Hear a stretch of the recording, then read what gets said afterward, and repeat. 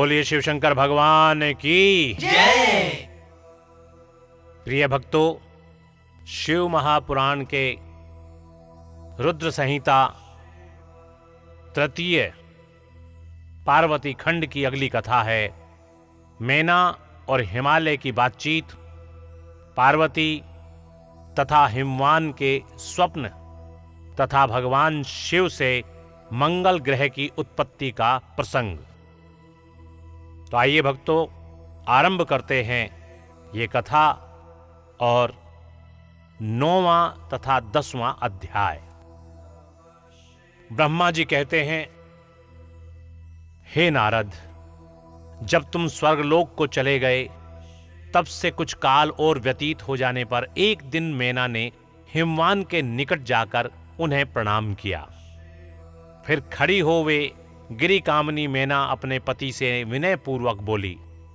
मैना ने कहा, हे प्राणनाथ, उस दिन नारद मुनि ने जो बात कही थी उसको स्त्री स्वभाव के कारण मैंने अच्छी तरह नहीं समझा। मेरी तो यह प्रार्थना है कि आप कन्या का विवाह किसी सुंदर वर के साथ कर दीजिए। वह विवाह सर्वथा अपूर्व सुख देने वाला होगा। गिरजा का वर्ष शुभ लक्षणों से संपन्न और कुलीन होना चाहिए। मेरी बेटी मुझे प्राणों से भी अधिक प्रिय है। वह उत्तम वर पाकर जिस प्रकार भी प्रसन्न और सुखी हो सके वैसा कीजिए। आपको मेरा नमस्कार है। ऐसा कहकर मैना अपने पति के चरणों पर गिर पड़ी। उस समय उनके मुख पर आंसुओं की धारा बह रही थी। प्राज्ञ शिरोमणि हिमवान ने उन्हें उठाया और यथावत समझाना आरंभ किया। हिमालय बोले, हे देवी मेनके, मैं यथार्थ और तत्व की बात बताता हूं, सुनो। भ्रम छोड़ो, मुनि की बात कभी झूठी नहीं हो सकती। यदि बेटी पर तुम्हें स्नेह है तो उसे सादर शिक्षा दो कि वह भक्ति पूर्वक सुस्थिर चित्त से भगवान शंकर के लिए तप करे। मेनके, यदि भगवान शिव प्रसन्न होकर काली का पानी ग्रहण कर लेते हैं तो सब शुभ ही शुभ होगा। नारद जी का बताया हुआ अमंगल या अभीष्ट अशुभ नष्ट हो जाएगा। शिव के समीप सारे अमंगल सदा मंगल रूप हो जाते हैं। इसलिए तुम पुत्री को शिव की प्राप्ति के लिए तपस्या करने की शीघ्र शिक्षा दो। ब्रह्मा जी कहते हैं, हे नारद, हिमवान की यह बात सुनकर मेनका को बड़ी प्रसन्नता हुई। वे तपस्या में रुचि उत्पन्न करने के लिए पुत्री को उपदेश देने के निमित्त उसके पास गईं। परंतु बेटी के सुकुमार अंग पर दृष्टिपात करके मेनका के मन में बड़ी व्यथा हुई। उनके दोनों नेत्रों में तुरंत आंसू भर आए। फिर तो गिरिप्रिया मैना में अपनी पुत्री को उपदेश देने की शक्ति नहीं रह गई। अपनी माता की उस चेष्टा को पार्वती जी शीघ्र ही ताड़ गई। तब वे सर्वज्ञ परमेश्वरी कालिका देवी माता को बारंबार आश्वासन दे तुरंत बोली। पार्वती ने कहा, मां, तुम बड़ी समझदार हो, मेरी यह बात सुनो।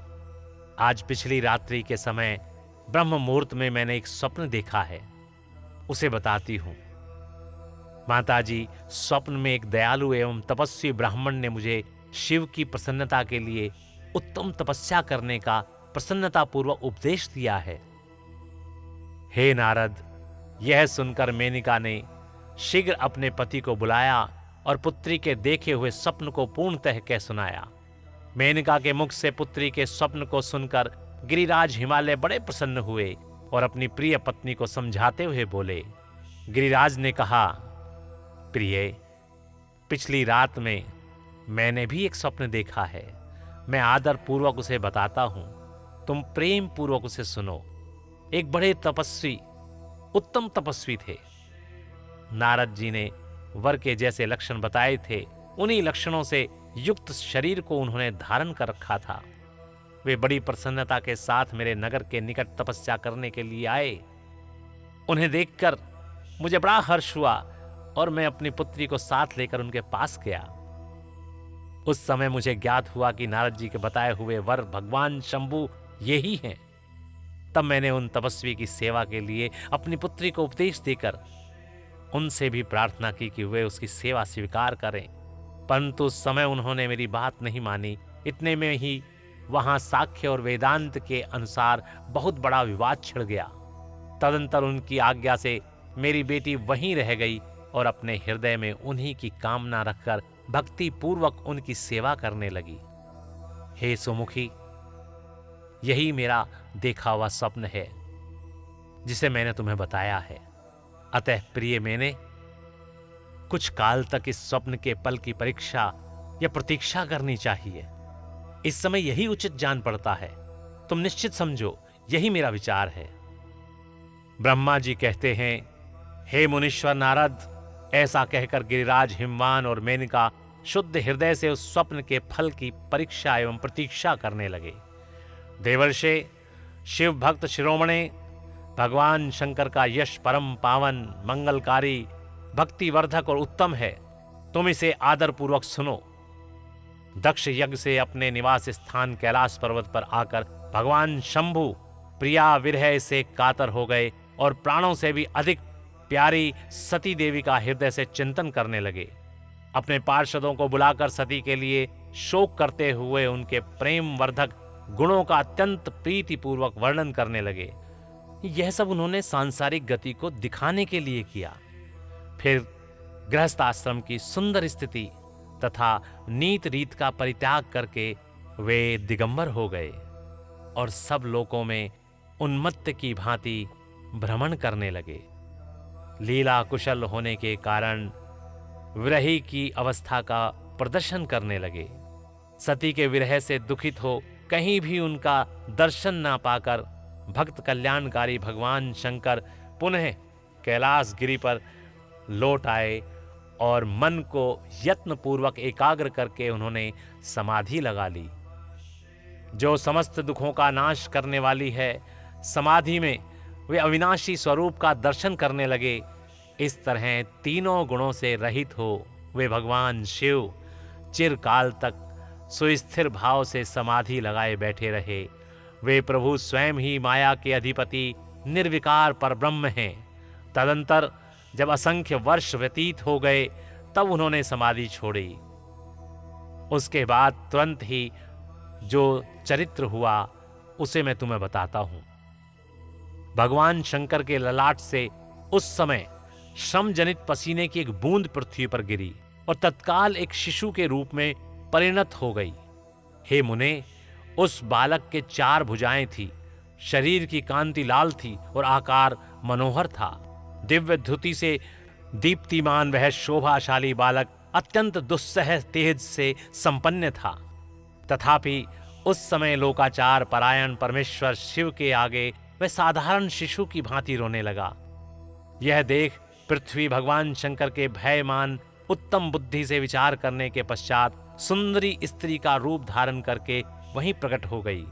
उन्होंने उस सुंदर बालक को तुरंत उठाकर अपनी गोद में रख लिया और अपने ऊपर प्रकट होने वाले दूध को ही स्तन्य के रूप में उसे पिलाने लगी।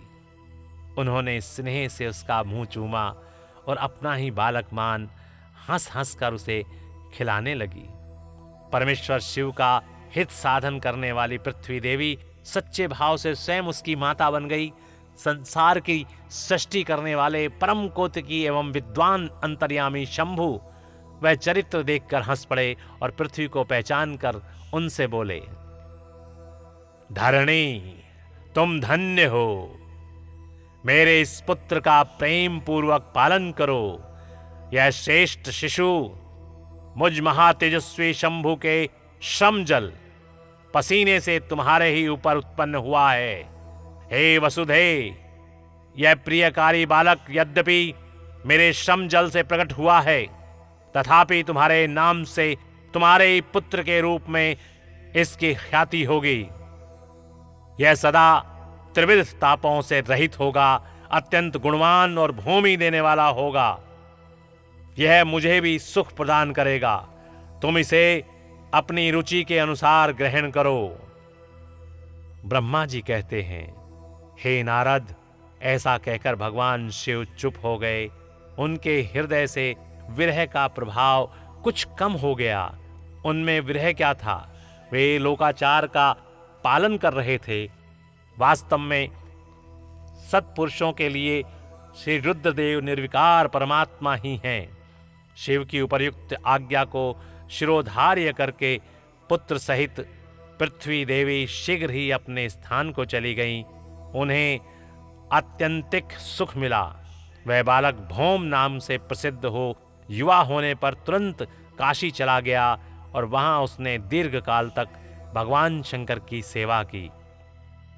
विश्वनाथ जी की कृपा से ग्रह की पदवी पाकर वे भूमि कुमार शीघ्र ही श्रेष्ठ एवं दिव्य लोक में चले गए, जो शुक्र लोक से परे है। बोले शिव शंकर भगवान की जय। प्रिय भक्तों, इस प्रकार यहाँ पर श्री शिव महापुराण के रुद्र संहिता तृतीय पार्वती खंड की यह कथा और 9वां 10वां अध्याय यहाँ पर समाप्त होता है। बोलिए शिव शंकर भगवान की जय। ओम नमः शिवाय। ओम नमः शिवाय। ओम नमः शिवाय।